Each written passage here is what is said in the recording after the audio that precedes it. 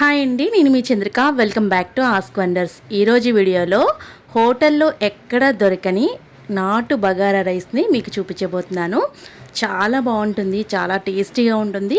దానితో కాంబినేషన్గా మంచి చికెన్ కర్రీని కూడా చూపించబోతున్నానండి. చాలా బాగుంటుంది. ఒకసారి ఈ రెసిపీని ఇంట్లో ట్రై చేయండి. వీకెండ్లో ఎక్కడికైనా మీరు బయటికి వెళ్ళేటప్పుడు హ్యాపీగా ప్యాక్ చేసుకొని పట్టుకెళ్ళొచ్చు అనమాట. అంత టేస్టీగా ఉంటుంది. ఇంట్లో పార్టీస్కైనా బర్త్డేస్కైనా క్విక్గా చేసుకునే రెసిపీ అని చెప్పొచ్చండి. మరి ఈ ప్రాసెస్ ఏంటో చూసేద్దాం పదండి. ముందుగా ఇక్కడ 1 కేజీ చికెన్ అయితే తీసుకోండి. శుభ్రంగా 2-3 సార్లు బాగా నిమ్మరసం పిండి చక్కగా కలుపుకొని కడిగేసి తీసుకోండి. 1 టీ స్పూన్ పసుపు వేసుకోండి.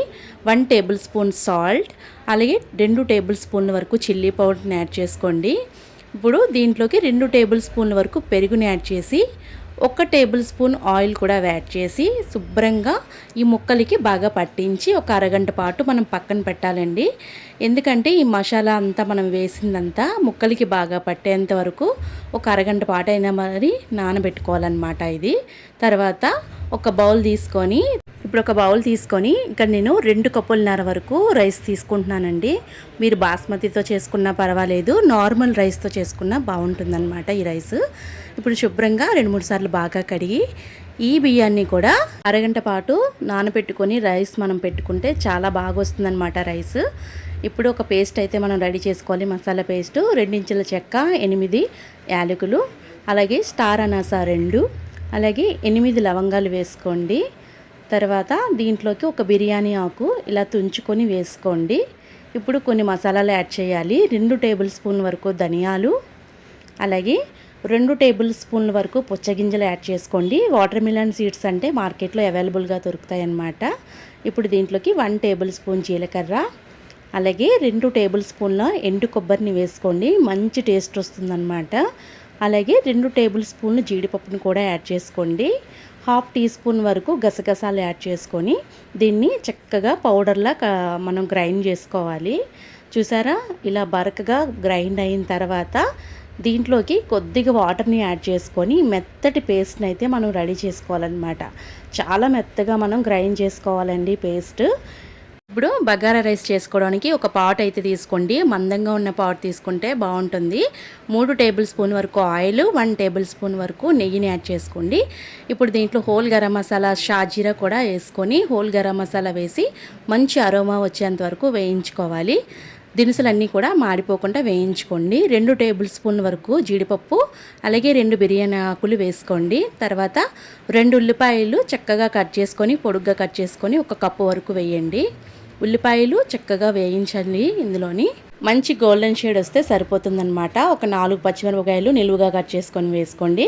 అలాగే కొద్దిగా కరివేపాకు వేసుకొని బాగా దోరగా వేయించండి. ఇప్పుడు దీంట్లోకి మనం ginger garlic paste 1 tablespoon వేసుకోవాలి. ఈ జింజర్ గార్లిక్ పేస్ట్ కూడా మంచి కలర్ వచ్చేంత వరకు అడుగు మాడకుండా వేయించుకోవాలి. ఒక అరకప్పు వరకు పొడుగ్గా కట్ చేసుకున్న టమాటా ముక్కలు వేసి ఈ టమాటా ముక్కలు కూడా బాగా మగ్గేంత వరకు వేయించుకోవాలి. చూసారు కదా, ఇట్లా వేయించుకుంటే సరిపోతుంది. కొంచెం వేగడానికి 1/2 టీ స్పూన్ వరకు ఉప్పు వేసి చక్కగా వేయించేసుకోండి. ఇప్పుడు కొద్దిగా పుదీనా, కొంచెం కొత్తిమీర సన్నగా తరిగి పెట్టుకొని వేసుకోండి. ఈ పుదీనా కొత్తిమీర కూడా మంచిగా వేగాలన్నమాట. మనం వేసినవి ఏమీ కూడా మాడిపోకుండా లో టు మీడియం ఫ్లేమ్లో పెట్టుకొని చక్కగా వేయించుకోండి. ఇప్పుడు మనం గ్రైండ్ చేసిన పేస్ట్ని 3 టేబుల్ స్పూన్ వరకు దీంట్లోకి వేసుకోవాలి. ఈ పేస్ట్ వల్లే మనకి బగారా రైస్ అనేది టేస్ట్ ఉంటుంది కాబట్టి మీరు ఈ పేస్ట్ లో ఫ్లేమ్లో పెట్టి చక్కగా వేయించుకోవాలి. అడుగు మాడకుండా నూనె బయటికి వచ్చేంత వరకు ఈ పేస్ట్ అనేది మనకి వేయించుకోవాలి. చూసారా, ఆయిల్ అంతా బయటకు వస్తుంది కదా. ఇలా పర్ఫెక్ట్గా చక్కగా వేయించుకున్న తర్వాత ఇప్పుడు మనం తీసుకున్న రైస్ క్వాంటిటీకి తగ్గ ఇక్కడ 5 కప్పుల వరకు వాటర్ని యాడ్ చేసుకోవాలి. 2.5 కప్పుల వరకు మనం రైస్ తీసుకున్నాం కదా, 5 కప్పుల వాటర్ అయితే మనకు పడుతుందన్నమాట. ఇలా వాటర్ వేసుకొని మీరు అడ్జస్ట్ చేసుకోవాలి. ఉప్పు కూడా రుచికి సరిపడంగా ఉప్పు వేసుకొని ఒకసారి చెక్ చేసుకోండి. మూత పెట్టి బాయిల్ చేసుకోండి. ఇప్పుడు మూత తీసి చూద్దాం. చక్కగా ఇలా పొంగుతున్నప్పుడు మనం నానబెట్టుకున్న రైస్ ఉంటుంది కదా, ఇప్పుడు రైస్ మొత్తాన్ని కూడా వాటర్ ఏమీ లేకుండా చూసుకొని ఈ రైస్ మొత్తాన్ని కూడా వేసుకొని బాగా మిక్స్ చేసుకొని ఒక 10 నిమిషాల పాటు మనం కుక్ చేసుకుంటే బగారా రైస్ అనేది మనకి పూర్తిగా కుక్ అయిపోతుందన్నమాట. చూసుకోండి. ఇప్పుడు చికెన్ కర్రీ కోసం ఒక ప్యాన్ తీసుకోండి. ప్యాన్ తీసుకొని 3 టేబుల్ స్పూన్ వరకు ఆయిల్ వేయండి. ఆయిల్ కొంచెం హీట్ ఎక్కిన తర్వాత 1 టేబుల్ స్పూన్ జీలకర్ర, 2 బిర్యానీ ఆకులు ఇలా తుంచుకొని వేసుకోండి. కొద్దిగా బిర్యానీ ఆకు, జీలకర్ర కొంచెం వేగాలి. ఇప్పుడు సన్నగా తరిగి పెట్టుకున్న ఉల్లిపాయ ముక్కలు 1 కప్పు వేసుకోండి. 4 పచ్చిమిరపకాయలు ఇలా కట్ చేసి వేసుకోండి. కొంచెం కరివేపాకు వేసి ఉల్లిపాయ ముక్కలు మంచి గోల్డెన్ షేడ్ వచ్చేంత వరకు వేయించుకోవాలి. ఉల్లిపాయలు బాగా వేగిన తర్వాత 1 టేబుల్ స్పూన్నర వరకు మనం జింజర్ గార్లిక్ పేస్ట్ వేసుకోవాలి. ఫ్రెష్గా రుబ్బుకొని పెట్టుకున్న జింజర్ గార్లిక్ పేస్ట్ వేసుకొని చక్కగా వేయించుకున్న తర్వాత 1 కప్పు చిన్నగా తరుక్కున్న టమాటా ముక్కలు వేయండి. చూసారు కదా, టమాటా ముక్కలు బాగా వేసిన తర్వాత బాగా మగ్గించాలి. మగ్గించిన తర్వాత కొంచెం పుదీనా, కొంచెం కొత్తిమీర వేసుకొని వీటిని కూడా చక్కగా ఆయిల్ పైకి వచ్చేంత వరకు వేయించుకోవాలి. చూసారు కదా, జస్ట్ ఇలా ఆయిల్ పక్కకి ఎలా వస్తుంది కదా. ఇప్పుడు ఈ టైంలో మనం నానబెట్టుకున్న చికెన్ ఉంటుంది కదా, ఆ చికెన్ మొత్తాన్ని కూడా వేసేసి మనం వాటర్ ఏమీ వేయకుండా చికెన్లో నుంచి వచ్చిన వాటర్తోనే మనకి చికెన్ వేగించుకోవాలన్నమాట.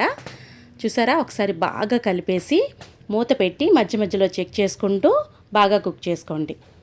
ఇప్పుడు బగారా రైస్ కుక్ అయిందో లేదో చూద్దామండి. చూసారా ఎంత పర్ఫెక్ట్గా మనకి బగారా రైస్ బాగా కుక్ అయిందో, ఎక్కడ మనకి తడి లేకుండా పర్ఫెక్ట్గా చక్కగా కుక్ అయిపోయిందనమాట. ఇప్పుడు 5 నిమిషాల పాటు పక్కన పెట్టేసేయండి స్టవ్ ఆఫ్ చేసి. ఇప్పుడు చికెన్లో చూద్దాము, చాలా వరకు వాటర్ అంతా వచ్చేసింది కదా.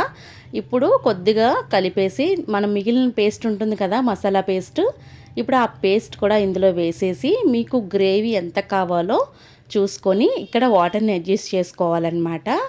కొద్దిగా వాటర్ని వేసుకొని చక్కగా మనం ఈ చికెన్ బాగా కుక్ చేసుకోవాలి. ఒక మూత పెట్టి ఒక 5 నిమిషాల పాటు మళ్ళీ కుక్ చేసుకోండి. చూస్తున్నారు కదా, ఇలా కుక్ చేసుకుంటే సరిపోతుంది. ఆయిల్ అంతా కూడా పక్క నుంచి వస్తుంది కదా, ఇలా కుక్ చేసుకుంటే మనకి గ్రేవీ అనేది పర్ఫెక్ట్గా మనకి సరిపోతుందన్నమాట. ఇప్పుడు మనకి ఇంకా గ్రేవీ కావాలనుకుంటే కొంచెం వాటర్ని యాడ్ చేసుకొని ఉప్పును కూడా అడ్జస్ట్ చేసుకొని చక్కగా కుక్ చేసుకుంటే కర్రీ అయితే ప్రిపేర్ అయిపోతుందన్నమాట. చూసారు కదా, ఇలా కలుపుకొని చూసుకుంటూ కర్రీని అయితే ఉడికించుకోండి.